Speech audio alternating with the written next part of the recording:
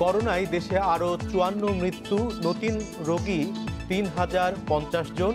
Pfizer ও সিনোফার্মের টিকা দেয়া শুরু হচ্ছে ১৯শে জুন। কুষ্টিয়ায় ৩ জনকে গুলি করে হত্যা মামলায় আদালতের স্বীকারোক্তি, এএসআই সৌমেনের কারাগারে পাঠানোর আদেশ।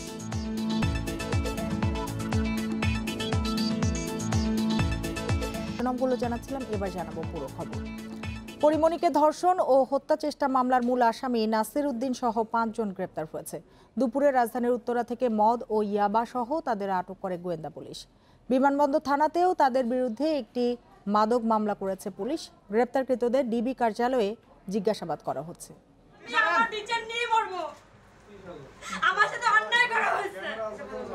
ঢাকা বোট ক্লাবে চিত্রনায়িকা পরিমণিকে ধর্ষণ ও হত্যা চেষ্টা হয় ৯ জুন। এর ৫ দিন পর সোমবার দুপুরে সাভার থানায় মামলা করেন পরিমণি। বোট ক্লাবের পরিচালক ব্যবসায়ী নাসির উদ্দিন মাহমুদ সহ আসামি করা হয় ৬ জনকে। মামলার পরপরই রাজধানীর উত্তরার ১ নম্বর সেক্টরের ১২ নম্বর রোডের ১৩ নম্বর বাড়িতে অভিযান চালায় ডিবি পুলিশ। বাড়িটির ৩য় তলা থেকে গ্রেপ্তার করা হয় আসামি নাসির, অমি ও ৩ নারীকে। জব্দ করা হয় ইয়াবা, মদ সহ বিভিন্ন মাদক। পরিমণির ঘটনা সামাজিক যোগাযোগ মাধ্যমে ছড়িয়ে পড়লে এ বাড়িতে আত্মগোপন করেছিলেন নাসির।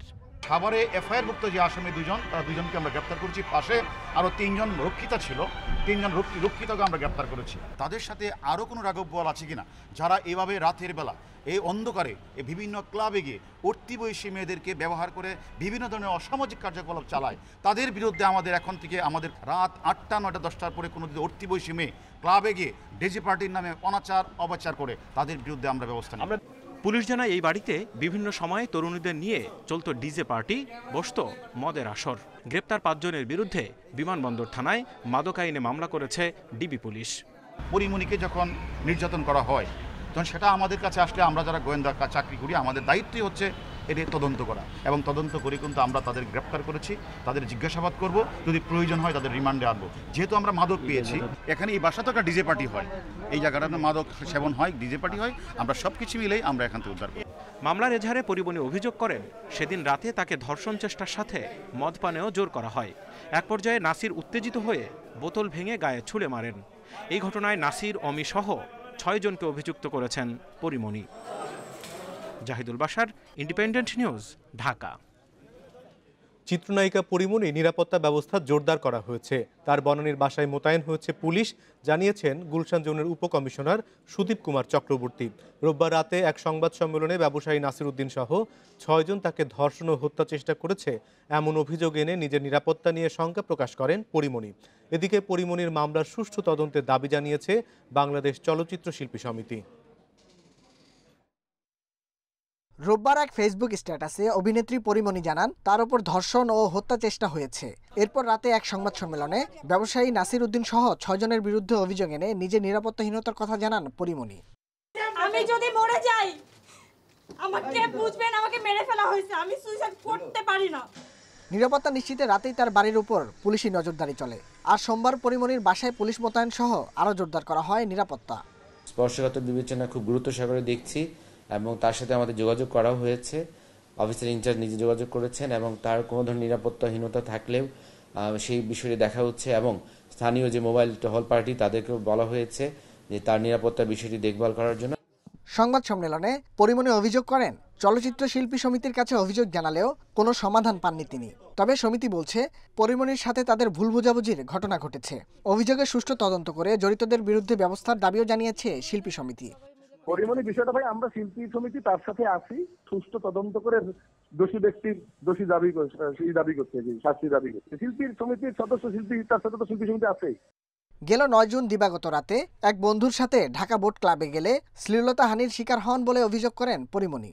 সাভার থানায় এই নিয়ে সোমবার মামলা দায়ের হলে মূল আসামি নাসির উদ্দিন সহ ৫ জনকে গ্রেপ্তার করে ডিবি পুলিশ।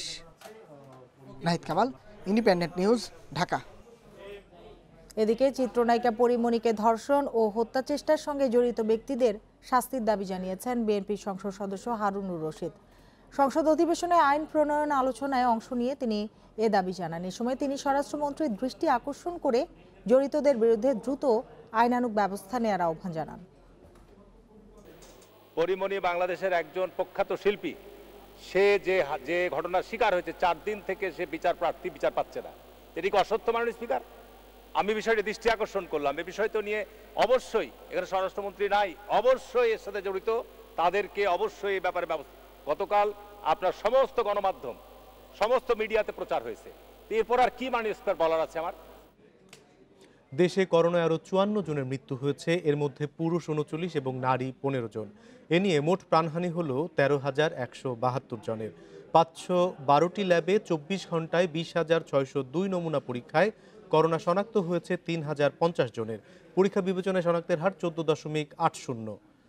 সোমবার স্বাস্থ্য অধিদপ্তরের বিজ্ঞপ্তিতে জানানো হয়, দেশে মোট করোনা আক্রান্তের সংখ্যা দাঁড়ালো 8,29,972 জনে।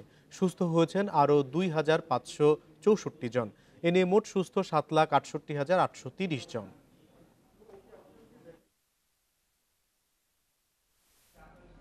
উনিশ জুন সারা দেশে শুরু হচ্ছে চীনের সিনোফার্ম ও ফাইজার বায়োএনটেকের টিকা দেয়া। একথা জানিয়েছেন স্বাস্থ্যমন্ত্রী জাহিদ মালিক। সোমবার বিকেলে রাজধানীর মহাখালীতে এক অনুষ্ঠানে তিনি একথা বলেন। আগে নিবন্ধিত ব্যক্তি, মেডিকেল ও অন্যান্য চিকিৎসা প্রতিষ্ঠানের শিক্ষার্থী ও বিশ্ববিদ্যালয়ের ছাত্রছাত্রীরা পাবেন এই টিকা।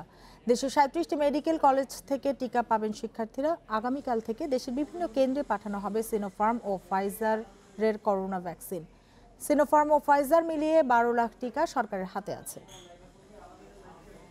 আপনারা জানেন ইতিমধ্যে আমাদের টিকা হাতে এসে পৌঁছেছে, চাইনিজ টিকা 6 লক্ষ, এবং কিছু হাতে আছে, কিছু ফাইজারের টিকাও আছে। তা আমরা আগামী 19 তারিখ থেকে টিকার কার্যক্রম শুরু হয়ে যাবে, এবং আমরা যারা নিবন্ধিত আছে সেই অনুযায়ী কিন্তু টিকা দেওয়া হবে।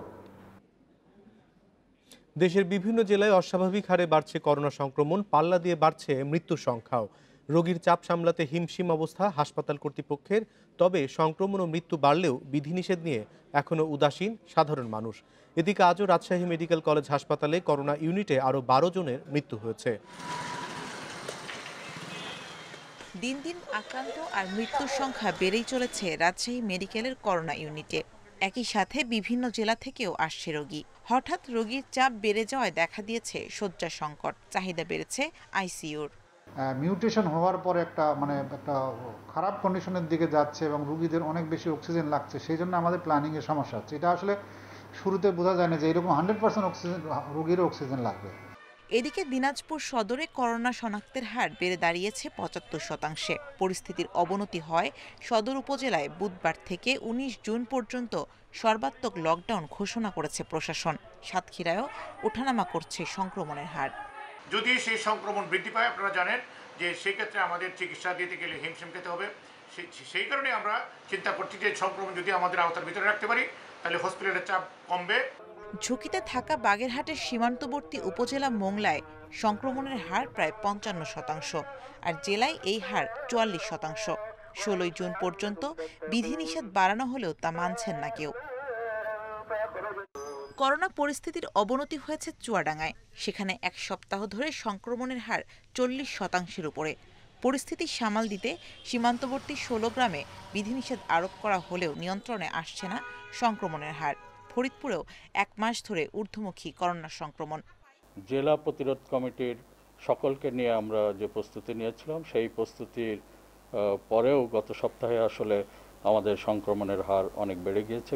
করোনা সংক্রমণ প্রতিরোধে খুলনায় 7 দিনের বিধিনিষেধের দ্বিতীয় দিনেও যানবাহন ও সাধারণ মানুষকে সড়কে অবাধে চলাচল করতে দেখা গেছে। শুধুমাত্র সবকিছু অফ করে দিলে, বন্ধ করে দিলে আমার সবকিছু অটোমেটিক আমার করোনা নিয়ন্ত্রণে আসলে এটা সম্ভব না। মাস্কটা এনশিওর করতে হবে আগে এভরিবডি। এদিকে লক্ষ্মীপুরে 2 আম ব্যবসায়ীর দেহে করোনার ভারতীয় ডেল্টা ভ্যারিয়েন্ট শনাক্ত হয়েছে। Shamima Rahman, independent news. চট্টগ্রামে করোনার ভারতীয় ডেল্টা ভ্যারিয়েন্টের কমিউনিটি ট্রান্সমিশনের প্রমাণ পেয়েছে চট্টগ্রাম বিশ্ববিদ্যালয় ও আইসিডিডিআরবির যৌথ গবেষক দল। প্রাথমিক গবেষণায় 42 জনের মধ্যে 2 করোনা রোগীর শরীরে এই ভ্যারিয়েন্টের উপস্থিতি পাওয়া গেছে। এর বাইরে চট্টগ্রামে আক্রান্তদের মধ্যে দক্ষিণ আফ্রিকার বিটা ভ্যারিয়েন্টের উপস্থিতি সবচেয়ে বেশি। চট্টগ্রামের বিভিন্ন করোনা পরীক্ষা ল্যাব থেকে গত মাসের শেষ সপ্তাহে সংগৃহীত 42টি নমুনা নিয়ে গবেষণা শুরু করে চট্টগ্রাম বিশ্ববিদ্যালয়ের জেনেটিক ইঞ্জিনিয়ারিং অ্যান্ড বায়োটেকনোলজি বিভাগ ও ICDDRB গবেষক দল। এতে প্রথমবারের মতো চট্টগ্রামে ভারতীয় ডেল্টা ভেরিয়েন্টের উপস্থিতি মিলেছে। পাশাপাশি পাওয়া গেছে নাইজেরিয়া, যুক্তরাজ্য ও দক্ষিণ আফ্রিকার ভেরিয়েন্টের উপস্থিতিও। 4টি প্রকরণের মধ্যে ভারতীয় প্রকরণটা আমরা প্রথম চট্টগ্রামের মধ্যে শনাক্ত করেছি। এই সংক্রমণ যাতে ছড়িয়ে না পড়ে জরুরি ভিত্তিতে আমরা সরকারকে বলবো যে এই পদক্ষেপ নেওয়ার জন্য। যে ডেল্টা ভেরিয়েন্টে নাজেহাল হয়েছে ভারত, সেই ভেরিয়েন্টের কমিউনিটি ট্রান্সমিশন বা সামাজিক সংক্রমণও চট্টগ্রামে শুরু হয়েছে বলে মনে করছেন গবেষকরা। কারণ আক্রান্তদের কারোরই ভারত ভ্রমণের ইতিহাস নেই। ভারতীয় ভেরিয়েন্ট যেমন পেয়েছি তেমনি দক্ষিণ আফ্রিকার ভেরিয়েন্টও পেয়েছি। আর আমরা জানি যে এই ভারতীয় ভেরিয়েন্টটি অধিক সংক্রমণশীল এবং যত বেশি সংক্রমণশীল হবে তত দ্রুত এটি ছড়াবে। গবেষণা সংশ্লিষ্টরা জানিয়েছেন চট্টগ্রামে ভারতীয় ভেরিয়েন্টের সংক্রমণ ঠেকাতে ব্যবস্থা নিতে। ধর্ষণ ও হত্যা চেষ্টা নিয়ে বনানীতে নিজ বাসভবনে কিছুক্ষণের মধ্যে কথা বলবেন চিত্রনায়িকা পরিমণি। এই মুহূর্তে সেখানে আছেন সহকর্মী আলামিন হোসেন, তার কাছে জানবো সবশেষ তথ্য। আলামিন, পরিমণির বাসায় নিরাপত্তা বাড়ানো হয়েছে বলে আমরা জানতে পেরেছি, নিরাপত্তাটি কেমন এবং আপনি কি দেখতে পাচ্ছেন? দৃশ্যত কোনো নিরাপত্তা ব্যবস্থা কতখানি আপনার মনে হচ্ছে? আর সংবাদ সম্মেলনটি কখন শুরু হতে পারে?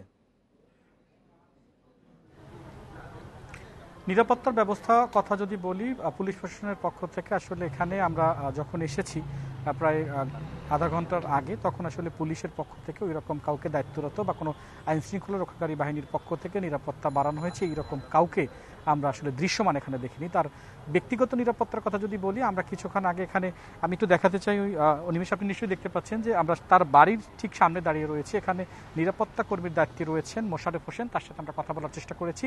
যে সংবাদ সম্মেলনটি 7টায় হওয়ার কথা ছিল, অর্থাৎ আপনি জানেন তার মামলার পরিপ্রেক্ষিতে আজকে 5 জনকে গ্রেপ্তার করা হয়েছে, সে বিষয়ে তিনি আসলে আনুষ্ঠানিকভাবে গণমাধ্যমের সামনে কিছু কথা বলবেন এবং যারা আসলে গ্রেপ্তার হয়েছেন তারাও বেশ কিছু কথাবার্তা বলেছেন যে মদ নিতে চেয়েছেন, বিদেশি মদ, তার দিকে মদের বোতল ছুঁড়ে মেরেছেন, তিনি আসলে মদ্যপ অবস্থায় সেই ক্লাবটিতে গিয়েছিলেন, নানা রকম কথাবার্তা আসছে। আসলে এই বিষয়গুলো নিয়ে গণমাধ্যম কর্মী হিসেবে আমাদেরও জানার জায়গাটা ছিল যে আসলেই তিনি নাসিরুদ্দিন আহমেদ যিনি স্টেটমেন্টে দিয়েছেন তার কতটুকু সত্য, কিংবা পরিমণির সাথে আসলে নাসিরুদ্দিনের পরিচয়টা, পূর্ব পরিচয় কীভাবে, তিনি বা সেখানে কীভাবে গেলেন, নানান বিষয়। এবং যেহেতু মামলা হয়েছে, তিনি গতকালকে তার ফেসবুক ভেরিফাইড আসলে স্ট্যাটাস দিয়েছেন, তারপর গণমাধ্যমে কথা বলেছেন, তারপরে মামলা হয়েছে, প্রথমে পুলিশ ঘড়িমসি করেছেন, এরকম একটি নানা বিষয়। সেই বিষয় নিয়ে আসলে মামলার অগ্রগতি নিয়ে তিনি আসলে কি বলবেন সে বিষয়ে আসলে আমরা অপেক্ষা করছি। তবে এখানকার যৌক্তিক উত্তর আমরা পাইনি।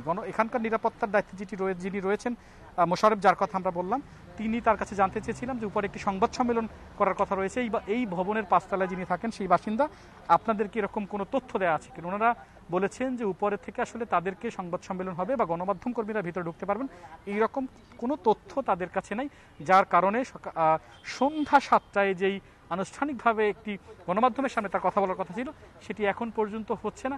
আদৌ আসলে হবে কিনা সে বিষয়টি নিয়ে আসলে আমরা সন্দেহের মধ্যে রয়েছি। তাই আসলে আমরা বলতে পারছি না যে তিনি আসলে কি বলবেন। তার বিরুদ্ধে যে অভিযোগগুলো আনা হয়েছে বা নাসিরুদ্দিন আহমেদ যে অভিযোগগুলোর কথা বলছেন সেগুলো কতটা যৌক্তিক, কিংবা নাসিরুদ্দিন আহমেদের সাথে তার পরিচয়টা কিভাবে, সেই বিষয়গুলো সম্পর্কে আসলে আমরা ভাবছিলাম যে তিনি কথা বলবেন। আরেকটি বিষয়, পরিমণির বাসায় এখন তার চলচ্চিত্র সহকর্মীরা কেউ আছেন কিনা, অথবা অন্য আর কে আছেন, অথবা তার পরিবারের সদস্যরা কে আছেন, সেসব বিষয়ে কিছু জানতে পেরেছেন কিনা? অনিমেষ, আমরা শুধুমাত্র এখানকার নিরাপত্তা কর্মীর দায়িত্বে যিনি রয়েছেন মোশারেফ হোসেন, তার সাথে কথা বলার সৌভাগ্য হয়েছে। এর বাইরে চলচ্চিত্র অঙ্গন কিংবা পুলিশের কথা বলেন, কিংবা আইন শৃঙ্খলা রক্ষাকারী বাহিনীর কথা বলেন, অথবা তার পরিবারের কারো সাথেই আসলে আমরা কথা বলতে পারিনি। তবে এখানকার একজন বাসিন্দা, অর্থাৎ এই ভবনের এক বাসিন্দার সাথে আমরা কথা বলার চেষ্টা করেছিলাম। তিনি আমরা সাংবাদিক পরিচয় দেওয়ার পরই আসলে তিনি বিরক্ত প্রকাশ করেছেন। এখন আসলে গণমাধ্যম কর্মীদের তিনি ডেকেছেন, সেই সংবাদ সম্মেলনটি কখন হবে, কিভাবে হবে, কোথায় হবে, সেটা আসলে আমরা একটা ধোঁয়াশার মধ্যে রয়েছি। অনিমেষ। আলামিন, আপনাকে অনেক ধন্যবাদ। সংবাদ সম্মেলন শুরু যদি হয় তাহলে সরাসরি নিশ্চয়ই আপনার সঙ্গে তখন আবার কথা হবে। কুষ্টিয়ায় শিশুসহ 3 জনকে প্রকাশ্যে গুলি করে হত্যা মামলায় আদালতে স্বীকারোক্তিমূলক জবানবন্দি দিয়েছেন মামলার একমাত্র আসামি সৌমেন রায়। দুপুরে কুষ্টিয়ার অতিরিক্ত চিফ জুডিশিয়াল ম্যাজিস্ট্রেট রেজাউল করিমের আদালতে এই জবানবন্দি দেন তিনি। প্রায় 3 ঘন্টার জবানবন্দি শেষে আদালত তাকে কারাগারে পাঠানোর আদেশ দেয়। এর আগে সকালে কড়া নিরাপত্তায় সৌমেনকে আদালতে নিয়ে আসে গোয়েন্দা পুলিশ। রাষ্ট্রপক্ষের আইনজীবী জানিয়েছেন, স্ত্রীর পরকীয়ায় ক্ষিপ্ত হয়ে এ হত্যাকাণ্ড ঘটিয়েছেন সৌমেন। রবিবার কুষ্টিয়া শহরের কাস্টমস মোড়ে প্রকাশ্যে গুলি করে 3 জনকে হত্যা করে খুলনার ফুলতলা থানায় কর্মরত এএসআই সৌমেন রায়। নিহত আসমা সৌমেন রায়ের স্ত্রী ছিলেন বলে জানিয়েছে পুলিশ।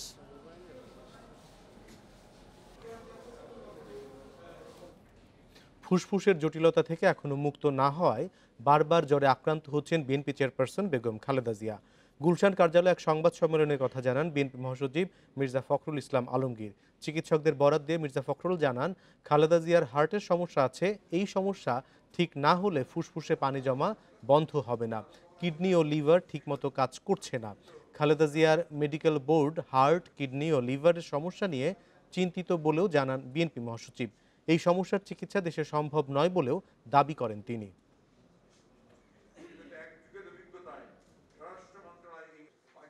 তার আপনার হার্টের সমস্যা আছে, যেটাতে আপনার তার সেই সমস্যাটা না গেলে তার যে আপনার লাংসে যে মাঝে মাঝে পানি এসে যায়, এটা বন্ধ হবে না। এরপরে যেটা তারা মনে করছে যে তার kidney is not functioning properly এবং তার লিভারও ঠিকভাবে কাজ করছে না। বিএনপির হত্যা ও ষড়যন্ত্র রাজনীতি দেশে গণতন্ত্র বিকাশের ক্ষেত্রে সবচেয়ে বড় বাধা বলে মন্তব্য করেছেন আওয়ামী লীগের সাধারণ সম্পাদক ওবায়দুল কাদের। সরকারি বাসভবন থেকে অনলাইনে যুক্ত হয়ে সৈনিক লীগের আলোচনা সভায় তিনি এ মন্তব্য করেন। গণতান্ত্রিক প্রতিষ্ঠানগুলোর মধ্যে পারস্পরিক সম্পর্কেরও অবনতি ঘটেছে এবং এখানে গণতন্ত্র বিকাশের সবচেয়ে বড় বাধা বিএনপির হত্যা ও ষড়যন্ত্রের রাজনীতি। থানা বা আদালতে যে কোনো মামলা বা অভিযোগ করার ক্ষেত্রে এখন থেকে জাতীয় পরিচয়পত্র বাধ্যতামূলক করার নির্দেশ দিয়েছে হাইকোর্ট। বিচারপতি এম ইনায়েতুর রহিম ও বিচারপতি মোহাম্মদ মোস্তাফিজুর রহমানের বেঞ্চ এ আদেশ দেন। 49টি ভুয়া মামলায় এক ভুক্তভোগীর প্রতিকার চেয়ে করা রিট আবেদনে এ আদেশ দেয় হাইকোর্ট।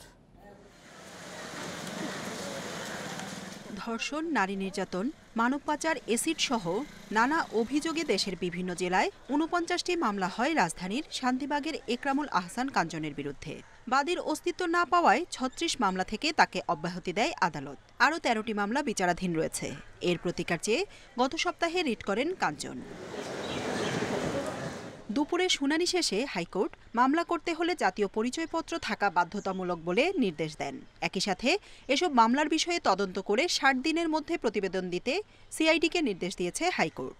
মামলা দায়ের করতে হয় থানায় অথবা কোর্টে, তাহলে জাতীয় পরিচয়পত্র থাকতে হবে এবং জাতীয় পরিচয়পত্রের আইডি নাম্বার যাচাই বাছাই করেই তখনই মামলা নিবে এবং সেইডি প্রধানকে একটা তদন্ত নির্দেশ 60 দিনের মধ্যে একটা অন্তর্বর্তীকালীন রিপোর্ট দেবে যে এই আসল মামলাগুলো কারা করতেছে, এটা সিন্ডিকেট। এবং এই সিন্ডিকেটে দেখা গেছে যে একই মহিলা 3টে জায়গায় মামলা করেছে, ঢাকা করেছে, সাতক্ষীরা করেছে, আবার ব্রাহ্মণবাড়িয়া করেছে। হাইকোর্টের এ আদেশের ফলে নতুন করে আর বঞ্চনার শিকার হবেন না এবং দুর্দশার অবসান হবে বলে আশাবাদ ভুক্তভোগী কাঞ্চনের। সর্বশেষ আমি গত ফেব্রুয়ারি মাসে যে করোনার আগে যে 2020 সালের ফেব্রুয়ারি 25 তারিখে আমি চাঁদপুর থেকে একটা মামলা সর্বশেষ মামলা জামিন নিয়ে বেরিয়েছি। সেই থেকে এখন পর্যন্ত আছি। ভাই আমি সর্বশান্ত হয়ে গেছি। আমাকে এই চক্রটা আমার বিভিন্ন রকম আমার বাবা বাড়ি, আমার নিজের বাড়ি, আমার ফ্যাক্টরি হাতিয়ে নেওয়ার জন্য বিভিন্নভাবে বিভিন্ন জনের মাধ্যমে প্রস্তাব দিয়েছে। এসব মামলায় 4 বছরের বেশি সময় কারাভোগ করেছেন ভুক্তভোগী। জান্নাতুল ফেরদাউস তানভি, ইন্ডিপেন্ডেন্ট নিউজ, ঢাকা। পাহাড় ধসে প্রাণহানি ঠেকাতে চট্টগ্রামের বাইজিদে ঝুঁকিপূর্ণভাবে বসবাসরত শতাধিক পরিবারকে উচ্ছেদ করেছে জেলা প্রশাসন। সোমবার সকালে 6 জন ম্যাজিস্ট্রেটের উপস্থিতিতে চালানো হয় এই অভিযান। চট্টগ্রামের বাইজিদ লিং রোডের দুই পাশের পাহাড়ের উপর ও পাদদেশে অবৈধভাবে গড়ে উঠেছে এসব বাড়িঘর। এর পেছনে জড়িত আছে একটি চক্র। কম ভাড়ায় পাওয়া যায় বলে এসব বাড়ি ভাড়া নেয় কম আয়ের পরিবারগুলো। তবে সমস্যা শুরু হয় বৃষ্টি বাড়লে। বর্ষা মৌসুমে ঘটে পাহাড় ধসে প্রাণহানির ঘটনা। কয়েকদিনের আবহাওয়া বিবেচনায় পাহাড় ধসে প্রাণহানি ঠেকাতে সোমবার উচ্ছেদ অভিযান চালায় জেলা প্রশাসন। বৃষ্টিপাতের ফলে পাহাড় ধসের আশঙ্কা থাকে এবং প্রাণহানির ঘটনা ঘটে। তা আমরা এই পাহাড়ে যাতে তারা অবৈধভাবে এবং ঝুঁকিপূর্ণভাবে যাতে বসবাস না করতে পারে সে বিষয়ে আমরা আইনগত পদক্ষেপ নিচ্ছি এবং এই কার্যক্রম আমাদের চলমান থাকবে। তবে আগাম নোটিশ ছাড়া উচ্ছেদে ক্ষতির মুখে পড়ার কথা বলছেন কেউ কেউ। 1 মাসের সময় দিলে আমরা করতাম না, আমরা চলে যেতাম এখান থেকে। আমাদেরকে সময় না দিয়ে কিছু না করে আমাদেরকে আসারা ঘর ভাঙা শুরু করে। আজ যেদিন বাবা আগা হুনি নতন তুইলে তো নাই ঘর আলাইতাম মালগানি ঘর আলাইতাম আমরা তো হুনি নহুত। এদিকে পরিবেশ অধিদপ্তর বলছে অনুমতি ছাড়া পাহাড়ে বসতি গড়ার নিয়ম নেই, ব্যবস্থা নেওয়া হবে আইন অমান্যকারীদের বিরুদ্ধে। এগুলো সব অবৈধ বসতি এবং ঝুঁকিপূর্ণ বসতি, যার কারণে সরকারের নির্দেশনা হলো এই বর্ষার আগে কোনো মানুষ যেন মারা না যায়, কোনো মানুষ যেন হতাহত না হয়, কোনো প্রকারের যেন জীবনহানি না হয়। এই জন্য আমরা এটার বর্ষা মৌসুমের আগেই আমরা চাচ্ছি যে এখান থেকে এই ঝুঁকিপূর্ণ লোকগুলো এখান থেকে চলে যাক। পর্যায়ক্রমে সব অবৈধ স্থাপনা উচ্ছেদ করা হবে বলে জানিয়েছে প্রশাসন। Ahsan Liton, independent news, Chittagong. উৎপাদনমুখী শিল্প কারখানায় ঘোষিত প্রণোদনার বাস্তবায়ন হয়েছে 98.5%। বাংলাদেশ ব্যাংক বলছে এসএমই খাত এবং কৃষকদের জন্য বরাদ্দকৃত অর্থের প্রায় 20% প্রণোদনা এখনো বাস্তবায়ন হয়নি। অর্থনীতিবিদরা বলছেন করোনার ক্ষতি সামলে উঠতে ক্ষুদ্র উদ্যোক্তা এবং কৃষকদের জন্য প্রয়োজন নতুন স্কিমের। এজন্য ব্যাংকগুলোকে অগ্রণী ভূমিকা রাখার তাগিদ তাদের। করোনা ভাইরাস মহামারীতে অর্থনৈতিক প্রভাব মোকাবিলায় বিভিন্ন খাতে 23টি আর্থিক প্রণোদনা প্যাকেজ ঘোষণা করেছে সরকার। বাংলাদেশ ব্যাংকের হালনাগাদ তথ্যানুযায়ী উৎপাদনমুখী শিল্প কারখানার জন্য 33,000 কোটি টাকার মধ্যে 28,000 কোটি টাকা 3,245টি প্রতিষ্ঠানকে ওয়ার্কিং ক্যাপিটাল হিসেবে দেয়া হয়েছে এবং শ্রমিক কর্মচারীদের বেতন ভাতা হিসেবে দেয়া হয়েছে 2,500 কোটি টাকা। এতে করোনার ক্ষতি থেকে ঘুরে দাঁড়িয়েছে শিল্প প্রতিষ্ঠানগুলো। তবে করোনায় সবচেয়ে বেশি ক্ষতিগ্রস্ত এসএমই উদ্যোক্তাদের জন্য সরকার ঘোষিত 20,000 কোটি টাকার প্রণোদনার এখনও বিতরণ হয়নি প্রায় 4,500 কোটি টাকা। দেশে ফরিদা পারভিনদের মতো ক্ষুদ্র উদ্যোক্তা যারা দেশের পণ্য রপ্তানির মাধ্যমে বিদেশে ছড়িয়ে দিতে চায়, তাদের দাবি সরকারের বিভিন্ন নীতিগত এবং আর্থিক সহায়তার। সরকার থেকে যদি এ ধরনের কোনো প্রণোদনা দেওয়া হয় কিংবা কোনো লোন স্যাংশন এরকম ব্যাপার থাকে, তো সেটা হলে বড় এক্সপোর্ট করতে গেলে আমাদের জন্য তো অবশ্যই খুব হেল্পফুল হবে এবং আমিও চাই। প্রান্তিক ক্ষুদ্র উদ্যোক্তাদের মধ্যে যারা ব্যাংকিং চ্যানেলের সাথে যুক্ত নয়, তাদেরকে বাংলাদেশ কৃষি ব্যাংক এবং উন্নয়ন ব্যাংকের মাধ্যমে তৃণমূল পর্যায়ে অর্থায়ন করার পরামর্শ দিচ্ছেন অর্থনীতিবিদরা। যারা ব্যাংকের সাথে এখন পর্যন্ত সংযুক্ত নন, তাদেরকেও কৃষি ব্যাংক অথবা রাকাব অথবা বাংলাদেশ উন্নয়ন ব্যাংকের সাথে সংযুক্ত করে তৃণমূল পর্যায়ে বিশেষ করে ইউনিয়ন এবং গ্রাম লেভেলে দেওয়া হোক, সেটা আমি দাবি জানাচ্ছি। এদিকে কৃষি খাতের জন্য দেয়া 5,000 কোটি টাকার প্রণোদনার বিতরণ হয়েছে প্রায় 4,500 কোটি টাকা। ঋণ পেয়েছেন 1,72,390 জন কৃষক। Shamim Ahmed, independent news, Dhaka. প্রথম বাংলাদেশি হিসেবে ICC player of the month হলেন মুশফিকুর রহিম। এই প্রথম আইসিসির কোনো স্বীকৃতি পেলেন মিস্টার ডিপেন্ডেবল। শ্রীলঙ্কার বিপক্ষে ওয়ানডে সিরিজে করা 237 রানের জন্যই তিনি হয়েছেন মে মাসের সেরা ক্রিকেটার। সাবেক ক্রিকেটার, ব্রডকাস্টার ও সাংবাদিকদের পাশাপাশি ভোট দেন সমর্থকরাও।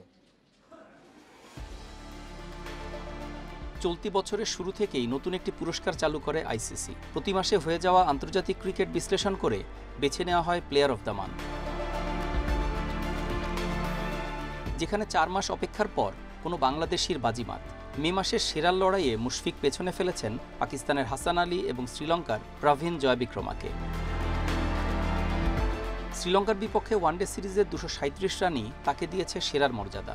মে মাসে লঙ্কানদের বিপক্ষে একটি টেস্টও খেলেছেন Mushfiq. Thank you so much আইসিসিকে ফার্স্ট অফ অল আমাকে মে মান্থের জন্য নমিনেশন দেওয়ার জন্য, আর তার চেয়ে তো বড় ধন্যবাদ জানাচ্ছি যারা আমাকে ভোট করেছেন। আমি মনে করি এটি শুধু আমার নাম না, বাংলাদেশকে আপনারা জিতিয়েছেন।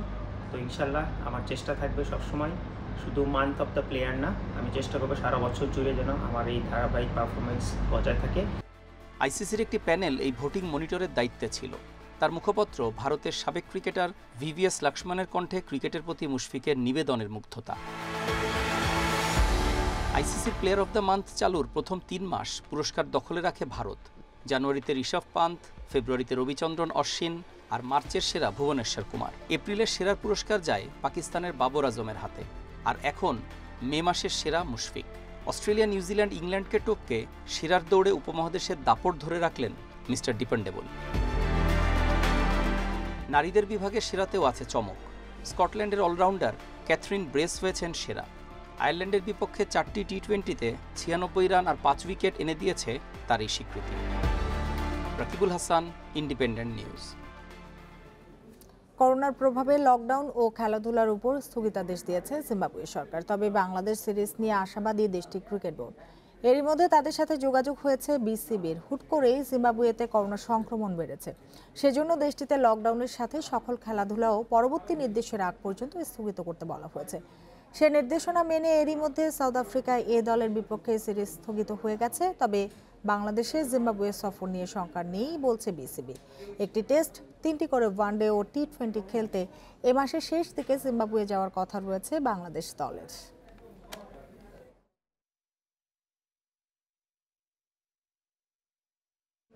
শেষ করব সংবাদ সন্ধ্যা, তবে তার আগে শিরোনামগুলো মনে করে দেব আরো একবার।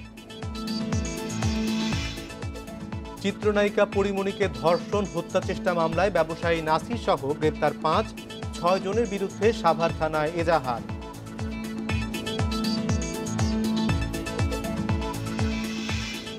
চিত্রনায়িকা পরিমণির নিরাপত্তা জোরদার, বাসায় পুলিশ মোতায়েন। সুষ্ঠু তদন্তের দাবি চলচ্চিত্র শিল্পী সমিতির।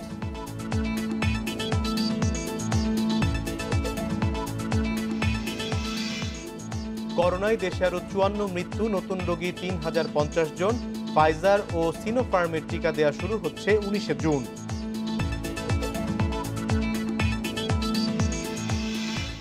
কুষ্টিয়ায় 3 জনকে গুলি করে হত্যা মামলায় আদালতে স্বীকারোক্তি এএসআই সৌমেনের, কারাগারে পাঠানোর আদেশ।